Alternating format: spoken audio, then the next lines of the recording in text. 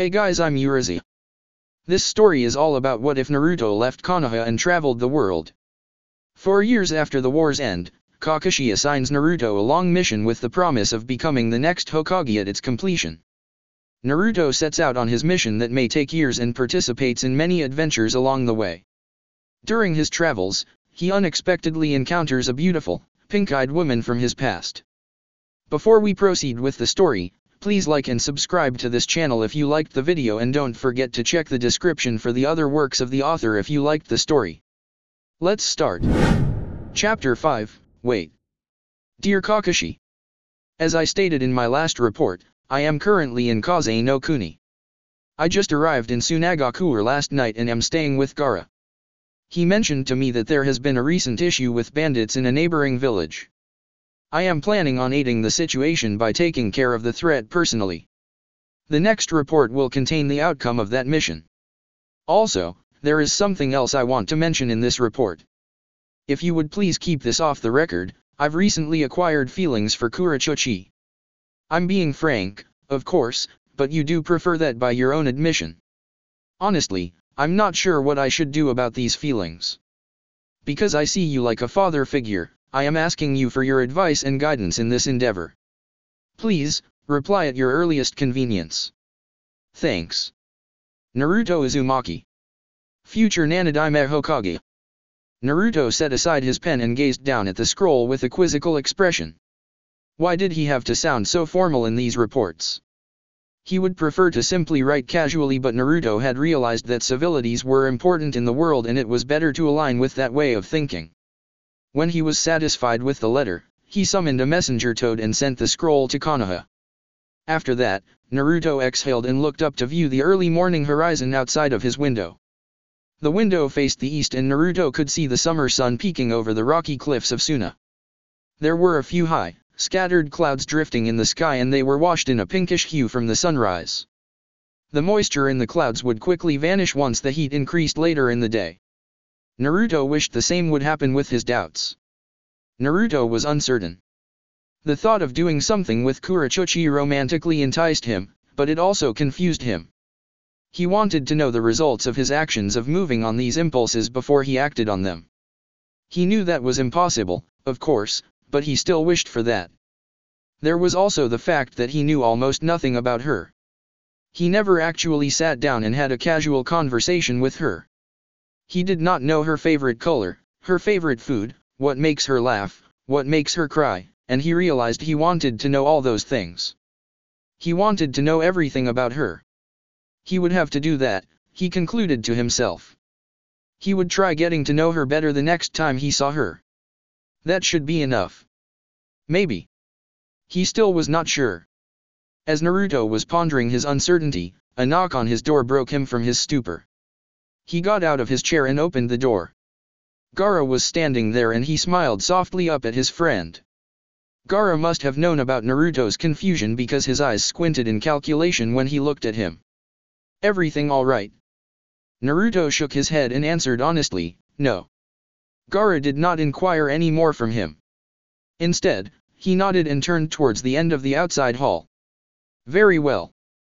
Come on, I'll introduce you to your partner for the mission today. Naruto grabbed his already packed belongings and followed after the quiet redhead. When Naruto closed the door, the sun had finally flown over the cliffs and filled Naruto's empty bedchambers with hot, yellow light. Much like Naruto's thoughts, the light fulfilled its eternal promise of always saturating that room with its treasured brilliance. Kosei wrapped his fingers against the armchair for what seemed like the 100th time. The anxiety was building within him with every passing second. Why did he have to be given this mission? Sure, he was a Jonin now, but did that mean he had to undertake such a high-ranked mission? And it was with the one and only war hero, Naruto Uzumaki. He knew he would be safe with the master shinobi, but what was the point of him going then? Surely, Uzumaki could take care of himself, right? Kosei was not ready for such a terrifying and dangerous mission. He had heard about the bandits residing in the nearby village to the northwest. Every team that had been sent there did not come back. Only half-dead, starving individuals that had once been part of teams came back. Kosei's frantic, green eyes darted around in his skull as he puzzled through his dreary thoughts. He was definitely not strong enough to complete this mission. He had just passed the necessary exams to become a jonin and he was the lowest ranking one in the village. The only reason he had passed was because the Union was in such a peaceful era now and the system was extremely lax. Shinobi were constantly promoted to higher ranks lately by doing practically nothing. Kosei stopped his rapping and instead gripped the pommel of the chair tightly. He was not skilled enough. He was weak and everyone who knew him knew that. When the news had come last night that Kosei was chosen to partner with Naruto for an S-ranked mission, all of Kosei's comrades immediately became envious of him. He already was not well liked to the village shinobi because of his weak scores and his quiet attitude. Kosei was not much of a leader and could not make decisions for himself easily. He always hesitated and withdrew from complex situations. If a scenario occurred where Kosei had to make a hasty decision, his hesitation would take over and he would be unsure of what action to take. This had caused many problems in the field over the years. His team leaders were always frustrated with him because they would have to tell him every direction and order imaginable until he completed a task. He could not think or act for himself and he was despised because of it.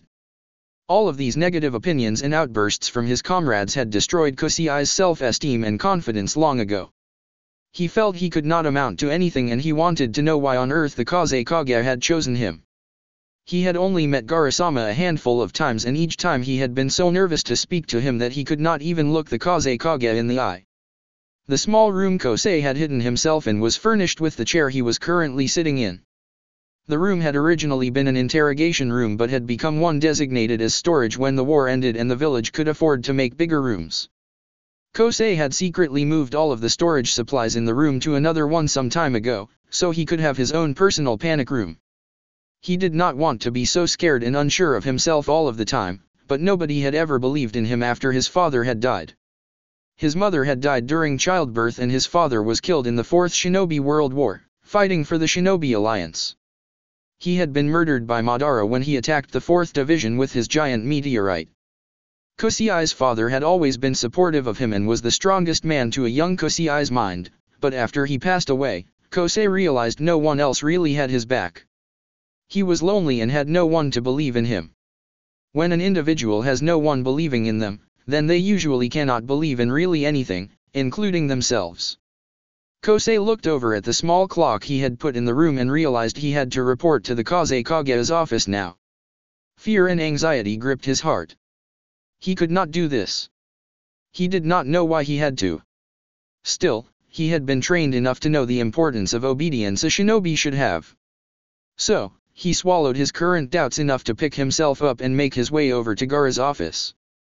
Kosei left his quiet room and walked down the hall towards his inevitable doom. He passed down another corridor and reached the double doors of the Kage's office. He stood in place in front of them. Kosei clenched his fists and drew in a shaky breath. He was trying to summon the courage to push open the solid doors but the will was lost in his fists. His will had been lost for a long time, after all. Fortunately for him, Kosei did not need the will this time because the doors were suddenly opened from inside the office. Standing in front of a shocked Kosei was the tall figure of Naruto Uzumaki. Currently, Naruto's eyebrow was quirked in slight puzzlement at the surprised man in front of him. Naruto smiled politely and gestured for Kosei to enter the room. "Sorry, I didn't mean to scare you," the handsome war hero said. "It's just I sensed you standing there for some time and I thought there was something wrong. You okay?" Kosei's first impression of Naruto was that he was taken aback by the blonde's sincerity. His tone carried an edge of genuine concern, it was not born because of mere obligation. Kosei nodded absent-mindedly at Naruto's question and stepped into the office. Gaara was seated at his desk and looked up at Kosei when he entered the room. Kosei felt his knees quiver when Gaara's light green eyes fastened themselves to him. They were not cold or filled with malcontent, so Kosei was not sure why he was shaking. Of course, he was always unsure. He always hesitated because he was unsure. Gaara motioned for Kosei to take a seat and spoke to him. "Glad you could make it, Kosei. I assume you know of Uzumaki-san here." Kosei quickly stood up from his seat right after he had just sat down and bowed in a nervous fashion to the blonde next to him. "Pleased to meet you, Uzumaki-san." "I'm honored." The young man practically blurted. Naruto widened his eyes and staggered with an uncomfortable expression. He did not like it when people thought of him as something more than a man. Naruto rubbed the nape of his neck uneasily and nodded his head in greeting back. Gaara cleared his throat and looked up at both of them with a professional demeanor. Now then, let's start the debriefing. You both are to investigate, identify, and apprehend the bandits that reside in the northwest village. Kosei could feel his blood freeze in his veins as Gaara's explanation grew. The few reports that have reached us have informed us of our enemy's potential. Most of them seem to be high-ranking missing nin from different villages. We do not know their specific abilities, but their organization and skill are surely formidable in order for them to have lasted this long. I advise you two to exercise extreme caution. Gaara's eyes carried a hint of amusement when they peered up at Naruto. Including you, Naruto. I know your strength from personal experience, but it's never wise to underestimate your opponents. Naruto only grinned with a cheery glint in his eyes. The raw confidence he had possessed when he was a kid would always be present in the blonde hero. Sure, Gaara. We'll handle it. Right, Kosei. Kosei winced at Naruto's cheerful acknowledgement and he was caught in his hesitation on what to say back. After an awkward amount of silence, Kosei decided to agree. Yes, Uzumaki-san, Kosei stated with no actual conviction in his voice. Naruto did not seem to mind the unconvincing tone from Kosei and looked to Gaara. Anything else, Gaara? I'm afraid not. Gaara's expression rested calmly on a quiet precipice. All right. I guess we'll head out now then. Naruto clapped Kosei on the back and marched his way out of the office. Kosei stood up in gauche haste and bowed to the Kazekage. He then stumbled out of the room and followed after the broad frame that was Naruto. After the two were gone, Gaara leaned back in his chair and reflected on his decision. He knew without a doubt Naruto would come back with the mission successful and Kosei alive. Naruto was perfectly capable of handling the mission himself, but there was a reason for Gaara's curious arrangement.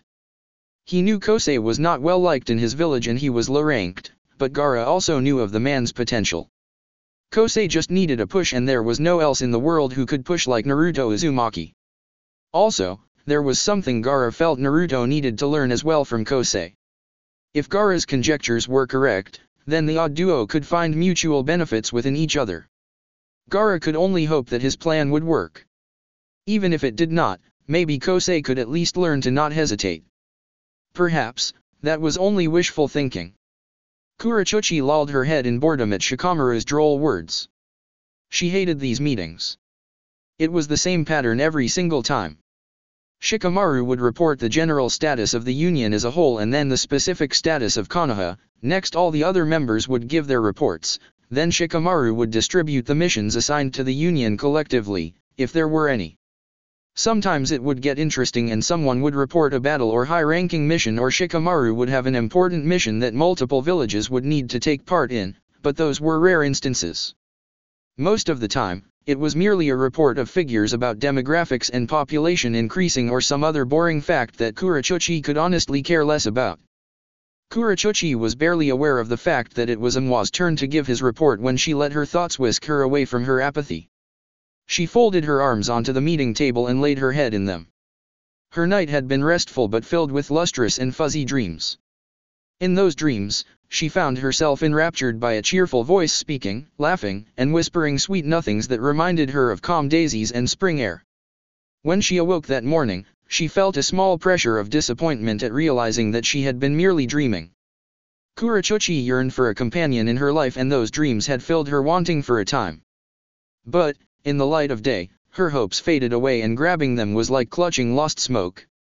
Most of Kurochuchi's life consisted of missions, interviews, conversations, quarrels with her friend and grandfather, and training. A lot of training. She would push her body to its limits until it would scream for her to stop and then she would push it farther. No one ever asked her why, and even if they did, she would not know the answer. The only goal she ever had was to be the Chuchikage, but even with that, she would sometimes forget her determination. She never really asked why, she just did. She simply acted, but recently she began asking why she acted. What was the point of doing this or that? Why was she thinking this?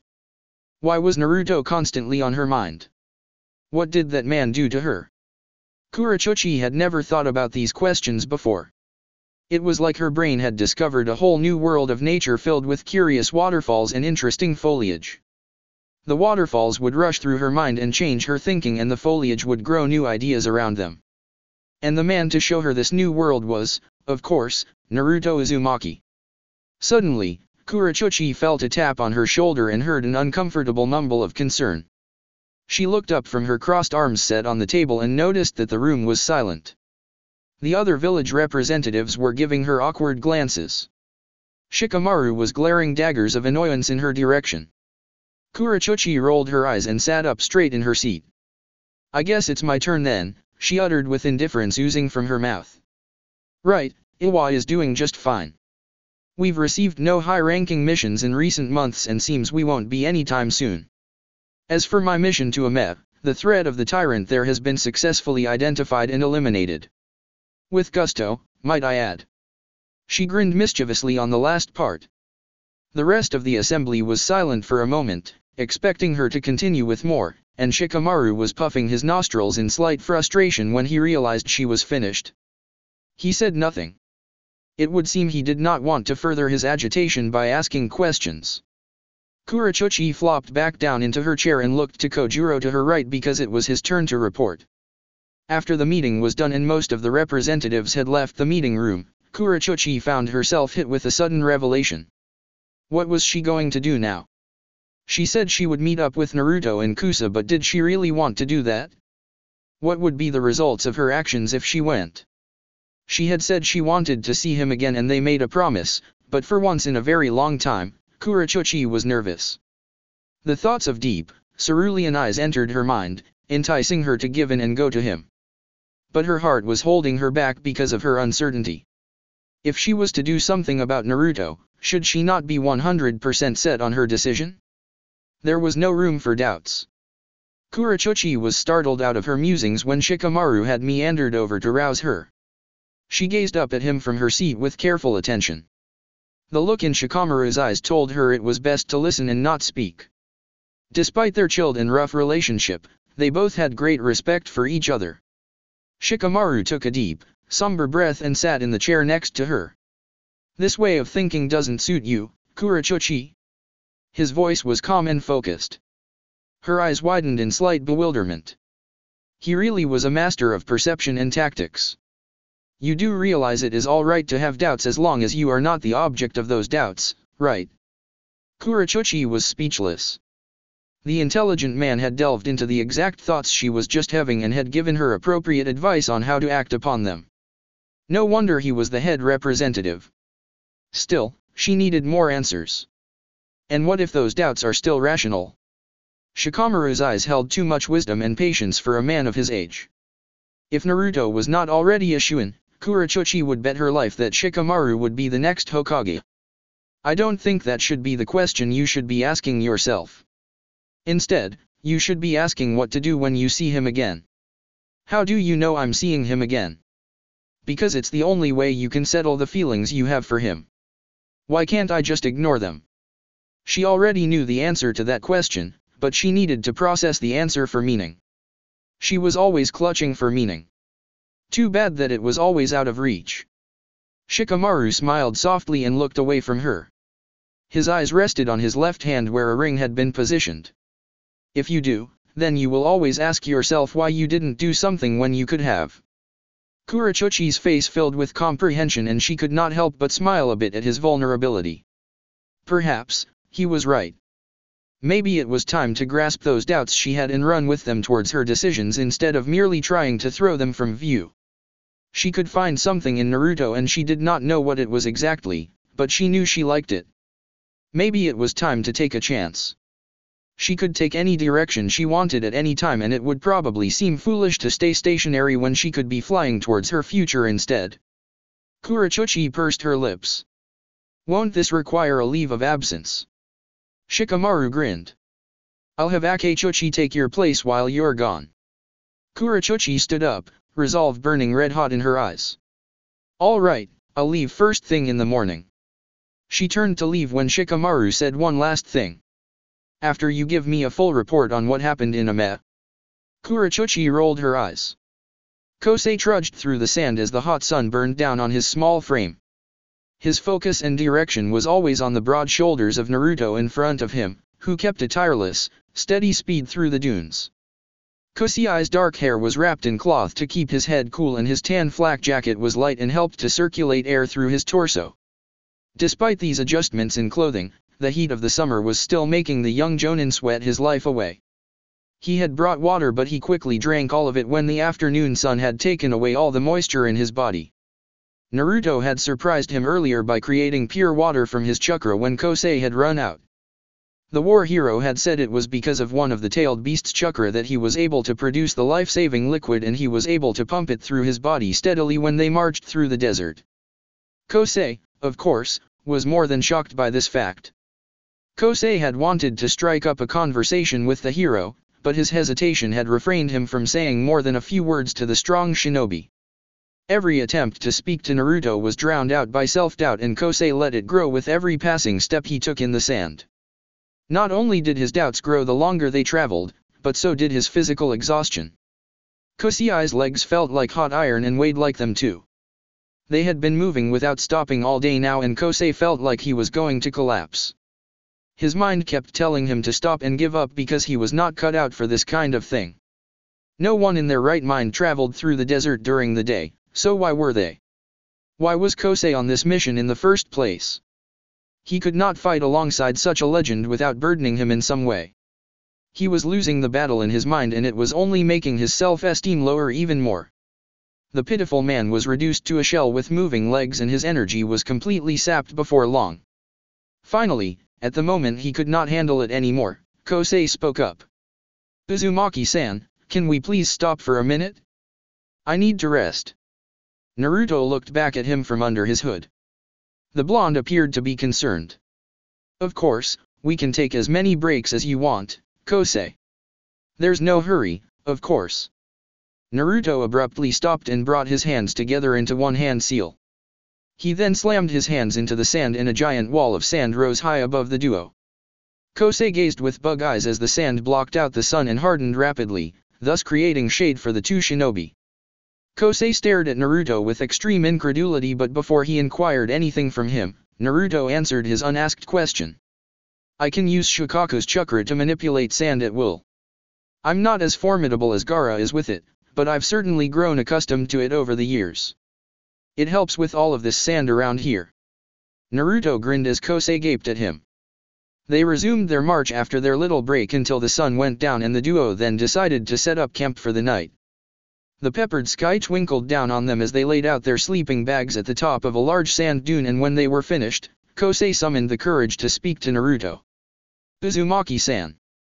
Naruto looked at the man with curious, azure eyes, giving permission to ask his question without saying a word. I just want you to know that I would like to apologize ahead of time if I slow you down during this mission. You see, I'm not very strong, and I'm sorry if I've been a burden or if I will be one later or if Naruto cut him off. Please stop, Kosei." Kosei's eyes expressed surprise at the hero's cooled words. Naruto's jaw was set and his eyes were fixed on Kosei's startled form. "There's no reason to speak like that. I can promise you that you're far stronger than you realize, in both mind and body." Kosei did not know what to say, so he only stared and listened. "Strength isn't measured the way you think it is. It took a long time and lot of people in my life to show me that." A small smile formed on Naruto's lips as his musings took him away for a moment. "A lot of great people that showed me how to believe in myself and my own strength." Naruto clenched his fist. "I'm strong now because I never wavered in believing in myself. I want you to do that too, Kosei. And the only way to do that is to show you how. So, Kosei, I believe in you." Naruto's smile that he gave Kosei almost made the sun come out again. Kosei had never heard anyone speak to him so brashly like this before. This man, this hero, was actually believing in him and his capabilities, which he was pretty sure he did not possess. Something clicked in Kosei's brain in that moment, something that brightened his view of the world. He did not know what he was capable of, but maybe Naruto did, and maybe that was enough. A warm surge washed through Kosei's chest, and he was filled with comfort and hope at Naruto's sincere words. Kosei thanked Naruto, and later that night when Kosei was gazing up at the stars, he lingered on the careful words of the blonde hero. His self-doubt was not completely strewn out, but there was a small crack broken into the weight of his anxiety. A crack that continued to ruin the foundations of Kosei's self-doubt. A crack that would ultimately destroy the very thoughts that held Kosei back from realizing who he really was. A crack created through belief. Chapter 6, Ascension. When was the last time you were broken? The hushed voice awoke Kosei from his slumber, and it was not until a few moments passed that he realized the whisper had come from his dream. He could not recall any of the details of the dream except for the question still lingering in his troubled mind. He did not have an answer. His soul and self-confidence had been beaten and bruised, sure, but had never actually been broken. What did that even mean exactly? To be so crestfallen that there was absolutely no way for a person to go down any lower? To reach rock bottom? What did that feel like? Why was it even important in the first place? These thoughts began to frustrate Kosei in the early morning hours. He heard Naruto stir in his sleeping bag next to him. Kosei took a deep breath and looked out upon the eastern dunes. The sun was creeping through the sand particles, turning them into brilliant diamonds of solitude. Kosei wondered what it would be like to be sand. To be coarse yet soft in structure and feeling. Maybe the sand knew what it was like to feel broken. Sand was also surrounded by more sand, so it was never really alone. He pondered what the feeling of never being alone felt like, and he became jealous of the sand. On the other hand, the sand may have not been free, so it could be sacrificing that liberty for its own infinite presence of company. Kosei felt like it was a fair trade. The words Naruto had said to him the night before also affected his thinking. Naruto believed in him. Even though he had no idea of what Kosei could do or what his attributes were, he still believed in him. Kosei wondered if that was possible, to believe in someone so easily. Did that negate the significance of belief, or did it accurately represent its nature? Kosei, much like the sand, had no idea. A few minutes later, Naruto rose from his sleeping position and grinned brightly at Kosei. Morning. Naruto's cheerful greeting earned him a soft smile and a kind reply from Kosei. Morning, Uzumaki-san. Naruto squirmed out of his sleeping bag, and Kosei observed that he was only wearing his pants in a tight, black mesh undershirt. As Naruto was reaching into his knapsack to get his clothes and cloak, he locked eyes with Kosei. Prepare yourself for today, Kosei. We should reach the oasis at high noon. We will want to act then because it should be too hot for the bandits to be outside. They might have a guard or two, but we won't know for sure until we get there. Naruto noticed the way Kosei's eyes started to shake slightly in panic and beads of sweat formed along his brow. It could really hinder the mission if Kosei was not fully prepared when the time came. Naruto knew this and wondered what the day would bring. Just be ready, okay? He gave Naruto a nervous nod and they left it at that. When they began to walk again towards their destination, Naruto could not shake off his worry for his partner. Kosei could be a liability if he did not relax when the time came. Naruto knew he could handle whatever was thrown at him, but if Kosei made a foolish move or did not stay close to him, he could be hurt. That was, of course, the last thing Naruto wanted to happen. He never wanted his comrades to suffer because of his mistakes and faults. Naruto did not really want to hurt anybody. He had wanted to drive out the hate in the world, and he knew that he could not completely abolish it. But he had rescued Sasuke from the world and stopped enemy after enemy through his means of showing them what he was capable of. Naruto had built up everyone's beliefs and hopes on his shoulders and protected all of them. There were times all the weight felt heavy, but he kept moving forward with it all because that was what they had done for him. Now he was carrying Kosei, and when the moment came that the man realized he could walk himself, then Naruto would let him down. His friends and masters over the years had done the same with him. Naruto was ready to show Kosei that he could do it, he could move forward. Perhaps, doubting the boy was a fruitless endeavor, Naruto thought. Instead, he should be acting on the beliefs he had conveyed the night before. So, Naruto heaved up his resolve and solidified it in his chest for his and Kosei's sake. The sun had entered the blue sky and scorched the sand dunes below it as the two shinobi journeyed through them. Kosei felt his body feel heavy after an hour or two of marching. The battle in his mind began to transpire again, and Kosei felt uncertain. He would have to fight, he knew he would. Fear was holding the weight in his soul down, and it tried to fill in the crack Naruto had created the night before. As the fear started to slide its earthy self into the crack, the damage grew. "Kosei, I believe in you." The crack expanded all of a sudden and the weight lost some of its power. Kosei felt something grow in his heart, something he had forgotten. Determination. He wanted to show his capabilities to the man that believed in him. He was determined to show the world what Kosei could do. It was not a strong determination, in fact, it was quite weak, but it was present and full of potential. It was like a nail driven into the crack of belief, and with every swing of the hammer, the crack would expand until the weight was destroyed. It would need help, however, and the one who held the hammer was the one who believed. Naruto suddenly stopped at the base of a dune. He motioned for Kosei to follow him slowly. When they reached the crest of the dune, Kosei stared in awe at what was before him. The grass where the sand ended was fresh and green. The oasis was covered with beautiful palm trees, lush foliage, and sounds of gentle water trickling through it. The wind picked up at that moment, allowing the trees to sway with its kind breeze. The dense foliage of the oasis covered a considerable area of about 1 square mile. The two shinobi neared the tall trees, and after they entered the dense vegetation, they quickly encountered a clearing of grass. The village began in the clearing with small houses and shops dotted throughout the grass. In the center of the large clearing stood a great white stone building surrounded by towering walls comprised of similar white stone. There was no sign of people around. Naruto's eyes lowered in scrutiny and he motioned for Kosei to follow. The two of them darted through the surrounding buildings, going in and out of them with silent precision. During this movement, Kosei had performed a shunshin into one of the houses and had landed directly next to a rotting corpse. Kosei almost yelled out in shock, but Naruto had been there to silence him promptly with his hand covering his mouth. He put his other finger up to his closed lips to indicate the necessity for silence. Kosei nodded with widened eyes and Naruto released him. For a brief moment, Naruto stared at the corpse with something similar to pity. It was the remains of some poor villager who appeared to have been dead for weeks. The constant heat had advanced the decaying process, making the whole house stink of rotten flesh. There were probably more cadavers of villagers throughout the village, and Naruto had no doubt that the bandits were responsible. A flame seemed to envelope Naruto's insides and he burned to make those men receive their justice soon. The two men moved on after that. When they reached the high walls, Naruto pressed his hand against the white stone. It was hot to the touch, but Naruto did not seem to mind. Naruto then dropped his hand, and to Kosei's surprise, he knelt down and became still. He remained motionless for quite some time, and just when Kosei thought he was asleep, Naruto opened his eyes.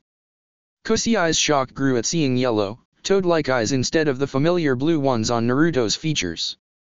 Naruto noticed his friend's confusion and whispered to him. "I'm a sage," Naruto explained. "I absorb the nature chakra around me and utilize it to my advantage. There's a lot of nature chakra in this oasis and I become a sensory ninja when I absorb it." Naruto's eyes became narrow for a second. "I sense that there are about 50 men within this compound. Most are asleep because of the heat. There are a few awake, though." Kosei shook away his bewilderment for the time being and focused on the task at hand. "Can you sense which one is the leader?" Naruto nodded. "Yes, he seems to be awake and residing in the top floor of that large building. I could probably crash through the window and land directly onto him from here. However, it would alert everyone to our presence. I'd rather not risk it." Naruto paused for a second, then fastened his gaze to Kosei. "I believe I have another plan." As Naruto began to explain, Kosei could feel the weight become heavier. The crack was still there, but compared to the sheer size of the black iron, it was almost unnoticeable. He was not certain as to why it was becoming heavier and his hesitation was growing, but that was the problem. Kosei was uncertain. Kurochuchi always enjoyed the moment of instant change when she left Tetsu no Kuni. The stark contrast of leaving the snow-covered mountains to the summer lands enraptured her attention and senses. The air was no longer chilled with the feelings of crisp awareness, but suddenly became warm with promises of airy freshness for those who walked among the sunlit trees. The crunch of snow was replaced with the soft sounds of fresh grass surrendering to the pressure of her feminine footsteps. She had been descending down the elevation of the high mountains of Tetsu no Kuni, but once the snow was gone, she reached the flattened areas and hills surrounding the southern borders of her land, Chuchi no Kuni. A long river skirted along this border that ran its course through multiple countries and eventually ended at the sea to the south. The river passed directly through Kyuzagakur, thus the means of following said river was within Kurachuchi's intentions. Because of the river's natural, lazy course, a main trade route had been paved next to its constant flow of water some time ago. It was one of the main roads used to reach Tetsu no Kuni, but it was still seldom used. Kurachuchi found herself traveling along this path at a calm speed that would eventually lead her to her destination.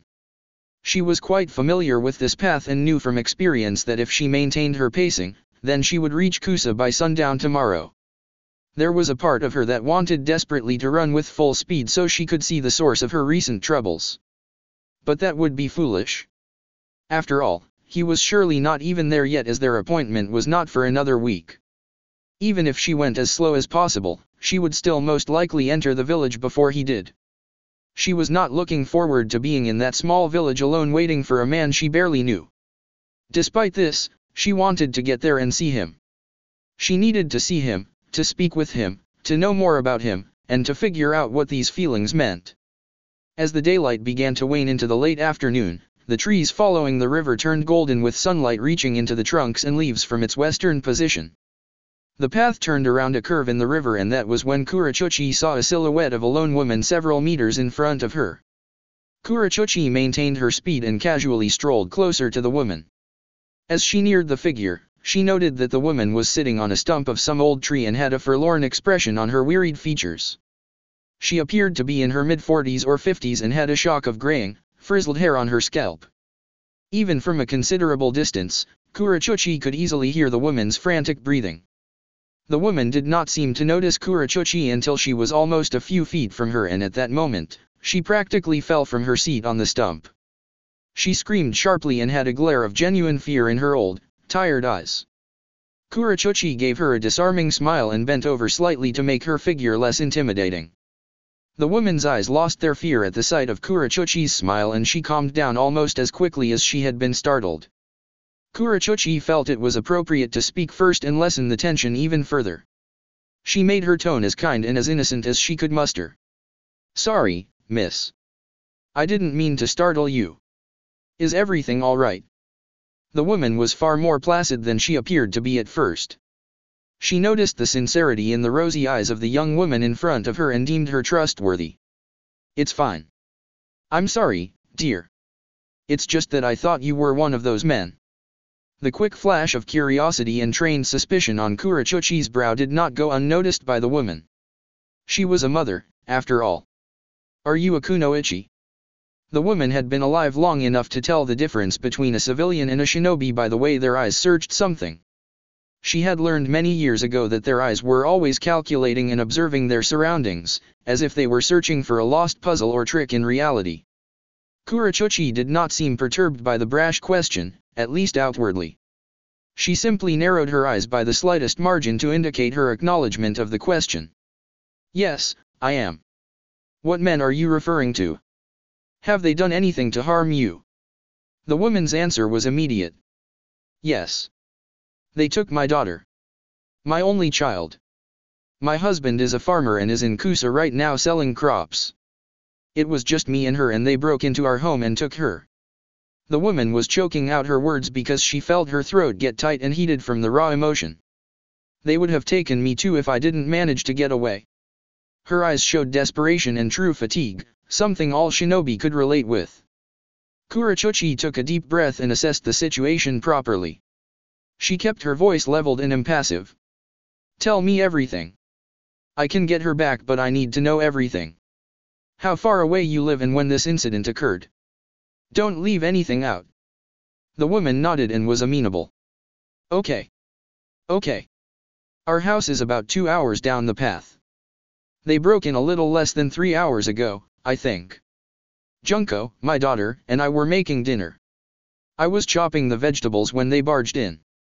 There were about 5 of them and they had weapons." "What kind of weapons?" Kurachuchi asked. "Knives, swords. One of them had those kunai that you ninja use." Anyways, one of them grabbed me and I managed to stab him in the arm with my cutting knife. The rest of the men had taken Junko by that point, so I escaped out the back door. I wanted to run in the direction of Kusa, but there were more of those men on that side, blocking me. So I ran this way, hoping to lose them. They didn't really give chase, but I was so scared that I ran until I couldn't run anymore. The amount of shame and worry in the woman's features was palpable. Please. I beg of you, bring my Junko back. She's such a sweet girl, barely 17.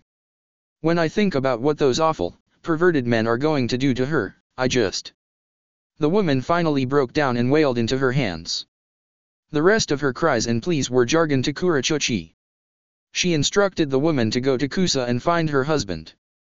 She said one more time that she would bring the woman's daughter back, and with that, she vanished from view with an adroit shunshin.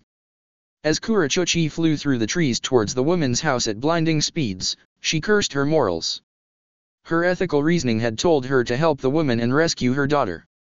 In the back of her head, there was that underlying anxiety that had been trained into her, pertaining to the notion if the whole ordeal was a trap or not. But she ignored that because her paranoia was stepping over any of her better senses, a deadly fear that slid over her and was ready to flood the darker side of her heart. It was so close, and Kurachochi knew that this was going to push her over the edge. And, somehow, she almost welcomed it. It would seem that she would not have to wait for Naruto for as long as she had initially thought. She also wondered if that was a good thing or not. A faint gust of wind blew from the ajar window and the man turned his head to stare at it in mild suspicion. The breeze was short and brief enough to raise conjecture in the man. He stepped over to the window and closed it shut. For a tender moment, he stood still in place, waiting for an active second that did not come. After he deemed it to be trivial, he shrugged and turned his back to the glass. As if on cue, the window flew open by the strong pressure from the wind and the man was thrown to the ground by a figure that had seemed to appear from thin air. Naruto stood over the unconscious body and surveyed the area with his yellow-tinted eyes. He had mastered his control over nature chakra to the point where he could utilize its abilities for up to an hour until he needed to absorb more, unless of course he used all of the chakra at once. If he went into his Kurama mode or even his Six Paths Sage mode, then he could make short work of the enemy, but he held himself back for the time being. A few shadow clones popped into existence silently next to the blonde. He had created these clones with a small amount of chakra again, seeing as his opponents were rather laughable in their toughness. Stealth was what mattered to Naruto, and when he concluded that he did not alarm any of the other guards in the vicinity, he signaled to Kosei from the open window. Kosei acknowledged him and then performed a shunshin to his position. Naruto nodded silently to the jonin and they moved through the upper floor. Naruto could sense all of the men in the compound, and he knew that one of the guards was stationary on this floor and only one other would patrol through it every 30 minutes or so. Naruto quickly hit his body against the paneling of a nearby door. His clones followed suit. Kosei hid farther down the hallway, allowing Naruto to take out the guard who was scheduled to stroll past the blonde at any moment. Naruto remained hidden and quiet until the footsteps of the anticipated guard were heard coming up the adjacent stairwell. Before the guard got closer, Naruto was grateful, not for the first time that day, that there seemed to be no sensor types among the bandits. When the guard was less than an arm's reach from him, Naruto shot his hand out towards the man's neck to quickly incapacitate him. After the guard fell, Naruto moved up the stairwell with a careful burst of speed. Kosei followed. The clones stayed back to stand guard. Naruto approached the solid door made of oak that was the entrance into the main room. Naruto could sense 4 men in that room and what was most likely their leader. He was the man with the greatest chakra reserves, so Naruto surmised that it was their leader. He indicated with his head to Kosei to handle the bandit that was closest to the door on the right-hand side. Kosei nodded in comprehension, and with that, Naruto kicked open the oak door with perfect precision. In almost one fluid motion, Naruto performed a breathtaking account of offensive strategy that would have made his masters proud. While Kosei brought out a kunai to eliminate his target, Naruto created another clone to knock out the far guard to his left. The other 2 guards were close enough for Naruto to leap forward and launch an outstretched leg into one of the men's skulls and his arm reaching around the leader's neck. Kosei and Naruto's clone had made short work of their targets, and Naruto had a tight grip around the man with the large chakra reserves. It had all happened so fast that the man being held by Naruto still seemed dazed and unsure of the fact that he had been apprehended. What the dash, the bandit leader attempted to say until his voice was cut off by the strong force of Naruto's nature-enhanced hold. Tell your men to stand down, Naruto ordered. If you comply, we will make sure no harm comes to you or your men. The man smiled and choked out some incomprehensible gasps that he seemed to enjoy greatly. Naruto raised an eyebrow and lessened his grip.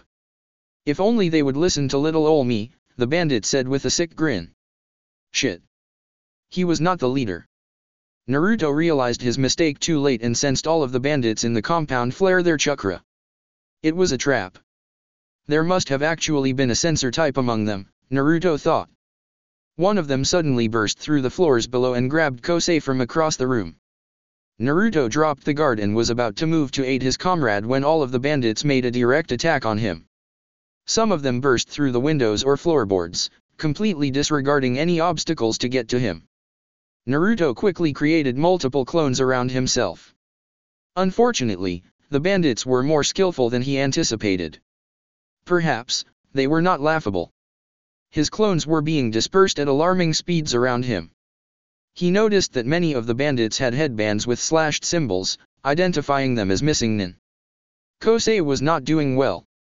The missing nin's hold was overwhelmingly powerful and left him unable to move whatsoever. The shinobi's burly arms were wrapped around Kosei's lithe figure, preventing him from struggling. Kosei's hesitation was stronger than ever. He did not want to fight back. He did not want to do anything. He surrendered to his fear. He gave up on himself before he even tried. Even if he escaped from the man's grasp, there were multiple enemies around him and they would kill him instantly. Why was he even here? Naruto seemed to have his hands full, but he could manage. He would survive, of course. Kosei would probably die. The crack was still so small, after all. Naruto's voice reverberated through the large room. Kosei. The hammer came down hard and split the iron. Someone believed in him. In that moment, Kosei knew what it felt like to be a feather, weightless. He ascended past his old self, past his old doubts, past his hesitation. He wondered if he had ever felt this before. He decided that it did not really matter. Naruto had called out to Kosei in desperation. For a moment, Kosei's chakra was dangerously low. Considering he had barely used his chakra, this was quite odd. He could still sense the Jonin's chakra, so he was not dead yet.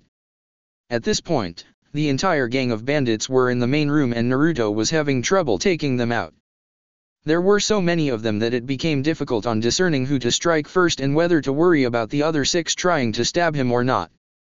He decided on hitting the closest one and working from there. He threw a punch behind himself and broke a man's nose. He was going to need to put more chakra into his clones after all, and right before Naruto was about to do so, he heard Kosei's voice. A yell that was so uncharacteristic and chakra that was so raw and strong blasted from the small shinobi, that Naruto was uncertain it was even Kosei he was looking at. Suddenly, the young Jonin broke from his captor's hold and clapped his hands together. A great burst of strong wind erupted from Kosei's body that rivaled the power of Naruto's Rasen Shuriken. It did not nearly have the same control as the S-ranked technique and it probably wasted the entirety of the Jonin's chakra, but because of the size of the room and the amount of people there, it had devastating effects. The bandits circled and flew across the room from the sheer strength of the cyclone. Naruto held himself against a nearby wall and braced himself against Kosei's power. The bandits were not so lucky and many of them flew from the building and all were either knocked unconscious or killed by Kosei's technique. After what felt like hours of hurricane-like winds, the gale ceased. Kosei felt his body become heavy again, although this time it was because of chakra defense. Kosei saw darkness as he heard Naruto's voice calling out to him. His weight was broken and he could finally fly to whatever heights he wished to reach. As Kosei saw black cover his eyes, he wondered if the sand really was lonely after all. Chapter 7, The Art of Shattering. Kurochuchi had smelled the black plume of smoke before she had seen it. She made it to the woman's home before the light had gone and night was fast approaching. It was no surprise to her to find the remains of the woman's house to be half burnt and smoldering with blackened boards of wood among the embers. She assumed it to be the woman's house due to the fact that there were no other houses within the vicinity.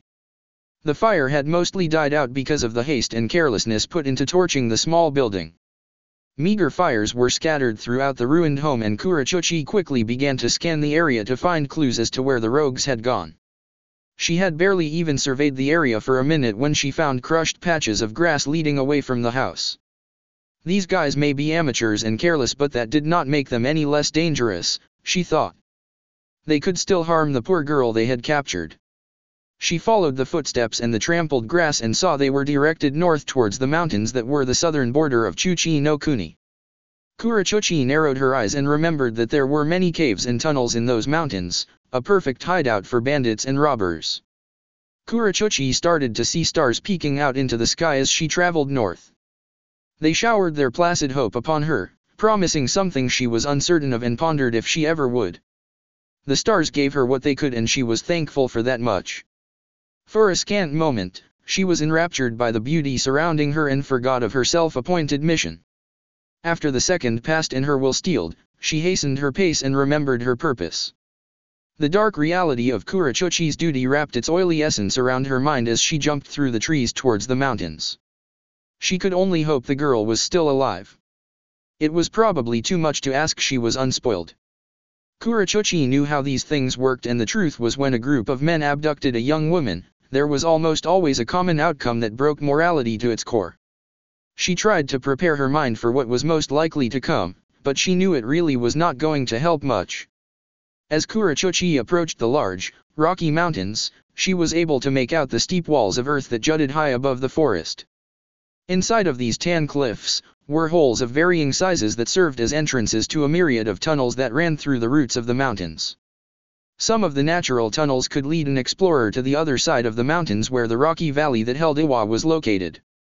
Most of them were dead ends, however. Kurochuchi had ventured into numerous shafts and pits in her youth and knew the channels of earth well. Despite her familiarity with the tunnels, it would be difficult to locate the group of men unless they were reasonably close to the south side of the mountains.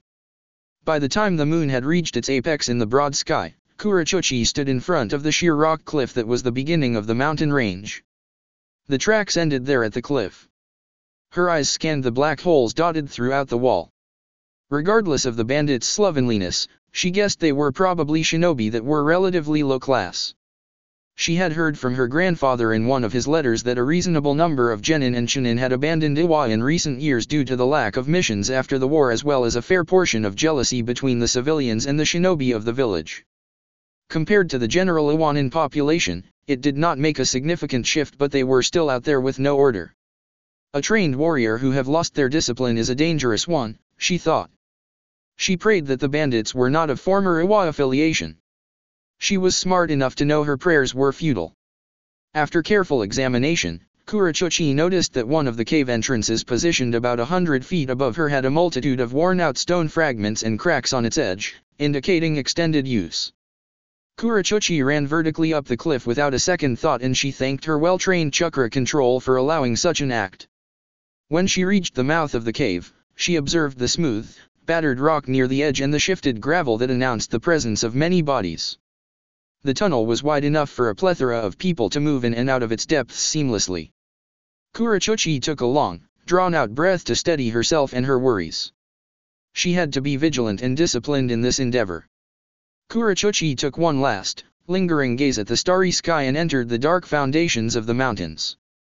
The moonlight was gone before long, and Kurochuchi promptly flowed chakra into her sharp eyes to allow her some sight in the darkness, although her vision was not nearly as keen as it would be with natural light. For a time, the tunnel remained flat and straight, and then suddenly, it dropped to a steady decline. She descended down the enclosed path that twisted and turned but never diverted or grew smaller. After a considerable amount of time, Kurochuchi saw a glow that disturbed her chakra-enhanced vision, and she stopped the flow. She also heard voices emitting from the glow, and she moved towards it in silent practice. As she neared the glow, the voices became more distinct and she concluded them to be male. When she heard a female voice scream, she tensed but also felt a wave of relief wash over her. She was still alive, at least. In the moments leading up to Kurochuchi reaching the end of the tunnel, she debated if the girl being alive was actually a good thing. When Kurochuchi arrived at the source of the glow and saw the spectacle surrounding it, she felt her blood heat up. The tunnel opened up into an expansive cave that rose high above the ground for a few hundred feet and was abounding with stalactites and stalagmites collectively.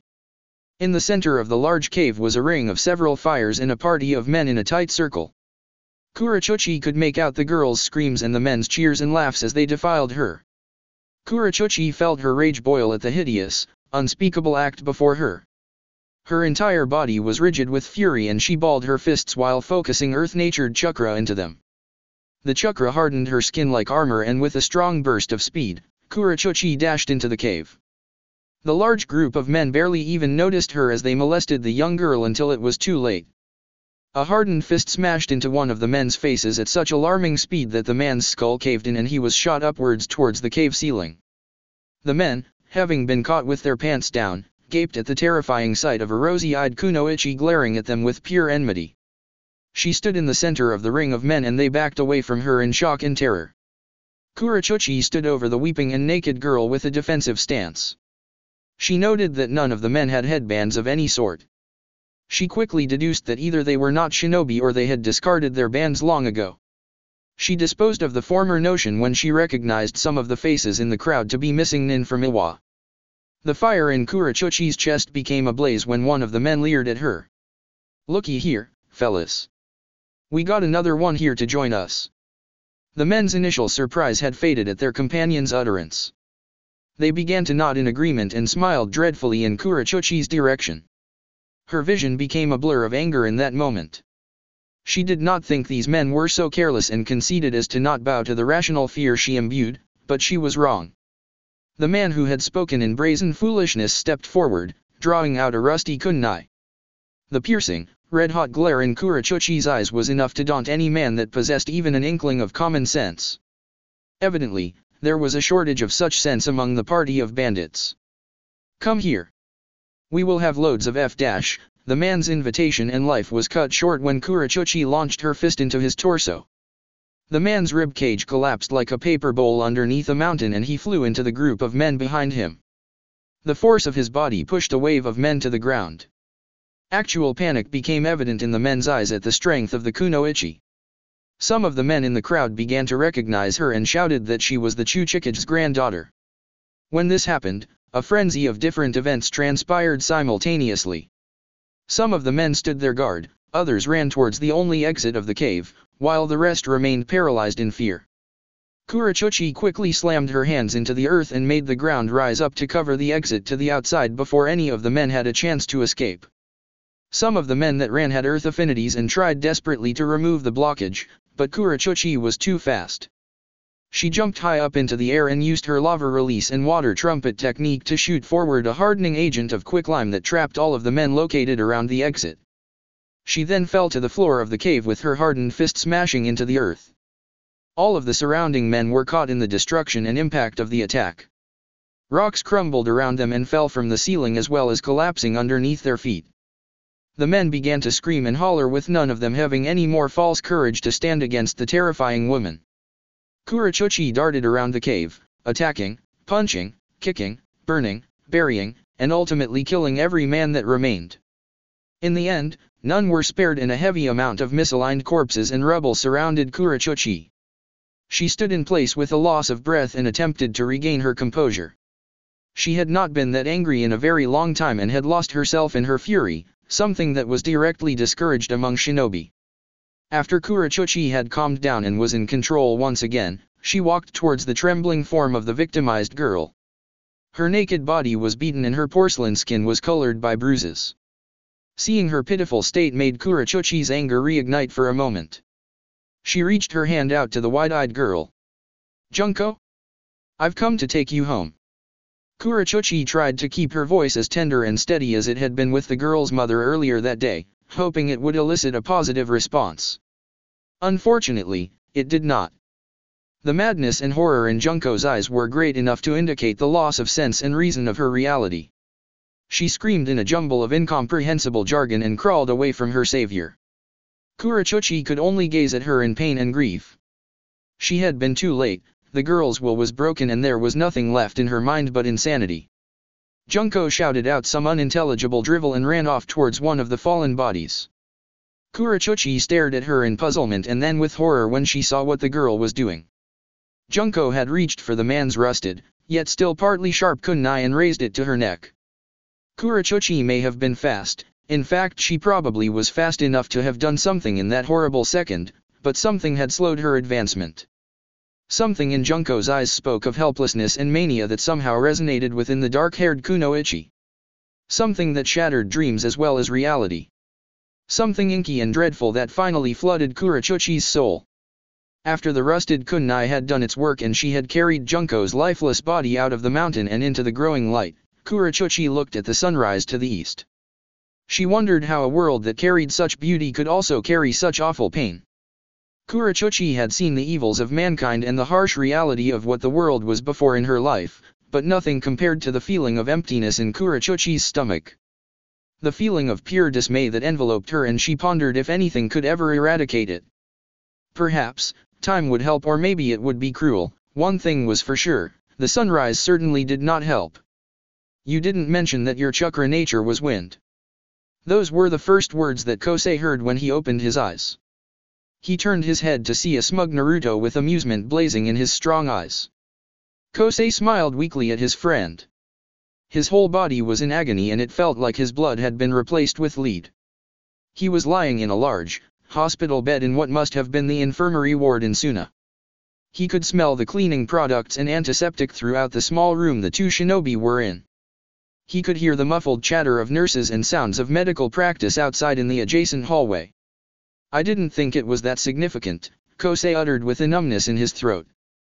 What exactly happened? Naruto was seated on a stool next to Kosei's bed and he straightened his back when Kosei asked his question. Well, you exceeded my expectations, that's for sure. After the plan failed, I created my shadow clones and they got beaten pretty quickly. I purposely made them weaker than they normally would be to see if you would act on it. In hindsight, I shouldn't have held myself back as much as I did. You could have gotten really hurt. I've been trying to control my strength, but I haven't quite gotten it right, yet. Still. Naruto paused and a proud smile formed on his lips as he looked at Kosei. If the young jonin was asked to describe the feeling he had at that moment, he would have said that was impossible. You took all of them out with a single jutsu. Kosei's expression was something close to disbelief mixed with happiness. Naruto cleared his throat and continued his explanation. The jutsu was wind-natured and so strong that you used almost all of your chakra reserves. You could have died if I didn't give you some of my chakra to hold you over until we got here. If we weren't in such an enclosed space at the time, then I'm sure things would have gone differently. There's also the fact that you focused your chakra flow into the nature transformation almost perfectly. Normally, your chakra wouldn't have expanded like that. Kosei's eyes widened as the reality of his actions was being revealed to him. I guess what I'm saying is that not only did you get lucky, but you showed what you're capable of. Kosei was speechless by this revelation, and even though he wanted to thank Naruto, he was unable to find the words. Fortunately, Naruto seemed to understand the situation and stood up after giving the jonin a bright grin. Good work, Kosei. Keep training and you'll do fine. Kosei finally found his voice. Is that what you did? Naruto's smile became pensive and he looked down at his bandaged hand, flexing ever so slightly. Yeah, there were times where it was all I had. At least, it felt like that. But, I remember that when I realized what made me strong were the friends that supported me, it showed me who carried the real strength, the ones who believed in me. Kosei was starting to organize his thoughts. Is that what makes a person great? The people around him? Is that how you became strong? Naruto seemed slightly taken aback by the piercing questions, but he smiled, nonetheless. I think it was part of that. I think strength is also what you put into it, and that's different for every person. Naruto's eyes narrowed with wistfulness in his smile. Kosei thought he looked the happiest at that moment. There are some things you have to learn yourself. He paused to think on what he had said. And some things you have to learn from others. But what if those things are hard to hear? His voice became lower. Or hard to do. Naruto was relieved by Kosei's vulnerability all of a sudden. Just because something is hard or even impossible, doesn't mean you shouldn't do it. His eyes were cooled with solemnity. Kosei had heard that answer before and was not satisfied by it. That doesn't make any sense. There are things that are foolish even to attempt. Naruto's face became stern but his voice carried no disrespect or anger. That's true, but that list is not as long as people like to think. Naruto took a deep breath and noticed Kosei was waiting for him to elaborate. We're all humans and we're all flawed, but that doesn't mean that we can't do great things. You took out almost 50 men with a single jutsu. Before that, you would have said such a feat was impossible. Kosei was baffled by that statement and knew he did not possess grounds to retort. I've had comrades that would have died if I stayed idle, if I said it was impossible to do anything, Naruto continued. I'm strong now because of the mindset I had for most of my life. I learned early on that giving up before I even tried, giving into my emotions and hesitation already makes me a failure. Naruto's eyes were bright and strong and his voice had a powerful essence to it. Kosei would have sworn that the room shook from its power. But why? Why do you try? There are other people out there that are far stronger. People that possess what others don't. Shouldn't they be the ones to help? Kosei's voice felt weak in comparison to the strength of the man's before him. Don't you see? I was weak and stupid once, but I knew that I wouldn't be forever. It all worked out because I can save them all now. I can take care of my friends. I'm not held back by my doubts and you don't need to be either, Kosei. You can grow and learn. Stop comparing yourself to others and stop doubting yourself. Your flaws and uncertainty don't define you. You don't have to rise above me, you only have to rise above your old self. Kosei's eyes widened and Naruto's words sunk into him. He had never heard of those concepts before. His entire philosophy was shattering and a new one was being built up in its place. He had to suddenly cope with it, but the speed of what was transpiring was far greater. Naruto was right. His worries and mistakes did not define who he was. The impossible was not as great as he had initially thought. He was stronger and wiser than the Kosei a week ago, a day ago, even a second ago. The reality of reason was fusing itself into his inner mind and he looked up at Naruto with comprehension. I want to help them all too. Kosei's voice was quiet and full of raw emotion. I want to save all of them too, even if they're not my friends. Even though they see me as a nuisance and a failure, I want to be there for them. Kosei's eyes started to brim with moisture and hot tears cascaded down his face. Naruto smiled tenderly down at his friend and nodded in relief. He got through to him. Then tell them that, Naruto said with the same degree of tenderness his smile had. The tears stopped and Kosei looked up at Naruto with extreme perplexity. Naruto grinned and walked towards the door to the hallway. The whole village heard about what you did, Naruto said to Kosei as he poked his head out the door to yell. Come on in. Kosei's jaw dropped when villagers and Sunanin alike came tumbling into the small room. They all had looks of concern and pride in their eyes when they saw the Jonin. The number of cheers and praises from so many people that had once given him disgusted looks were staggering. They clapped him on the back, hugged him, and congratulated him for what he did. A woman whose son had been killed by the bandits was crying in Kosei's lap and thanking him for avenging his son. Giant men that had never given him the time of day were bawling like children when they saw that Kosei's condition was fine. They had worried about me, Kosei thought. Emotions were rampant in the small room and it was like a great dam was finally broken for the villagers of Sunagakure. Kosei shed even more tears that day because now he could become stronger than ever. He could help all of them now, like Naruto had helped him. He had found what he was missing. He was not going to hesitate anymore. The wait was gone, after all. Naruto smiled and left the room as more people crowded the hallway to get into the hospital room. He had told the doctors his intentions beforehand and they had kept telling him that it would greatly bother their patient to have so many people in there. Naruto responded by telling them it was probably the best medicine anyone could be given. In the end, he won. Gaara was standing at the end of the long hallway and Naruto made his way over to his old friend. Did you always know that he could perform that jutsu? Naruto asked with an amused smirk. Gaara gave his own version of a smirk to the war hero. I had a hunch. It's a very unstable jutsu that Kosei probably never knew he could do. There were reports of him having an unusual chakra flow when his teachers gave him instruction on how to control his wind transformation. I did some research and found out about the chakra usage and principles regarding the low-ranking, yet potent jutsu. Although, it's more like a giant burst of chakra than it is a technique. The boy was very lucky. Naruto gave his friend a toothy grin. He sure did. If he keeps training and controls that flow of chakra, he could end up rivaling you, Gaara. Gaara smiled at his old friend and let out an uncharacteristic chuckle that few people have heard. He just might. Naruto's expression became more serious and he looked at Gaara with careful eyes. He showed me something that I forgot about, Gaara. Gaara had been hoping for that. What it was like to have potential again. I remember that I used to be so weak in the bottom of my class, but none of that mattered when I had great friends to help me along the way. Naruto had a smile that spoke of leaves and wind. I was reminded of that. Gaara smiled warmly and nodded to his friend. I'm glad to hear it, Naruto. Naruto stepped past the redhead and began to walk away from him. Gaara stayed where he was. Where will you go now? Naruto stopped and paused to think of an answer. He thought of pink roses and the strong, earthy soil they were planted in. He thought of a woman that he really wanted to see again. He turned to his friend and gave him a smile that reminded Gaara of when they were younger and times were simpler. A place with potential. Gaara seemed satisfied with that answer. After soon as great cliffs were gone from view and the summer sun burned brightly in the cloudless sky, Naruto still thought of roses.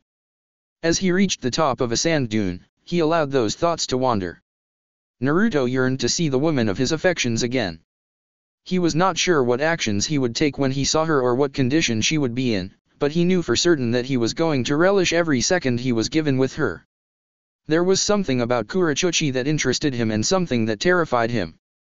It might have been from uncertainty or it might have been from ignorance, either way Naruto was curious as to what would happen next. That's it for part 2. Thank you for watching and see you in the next video.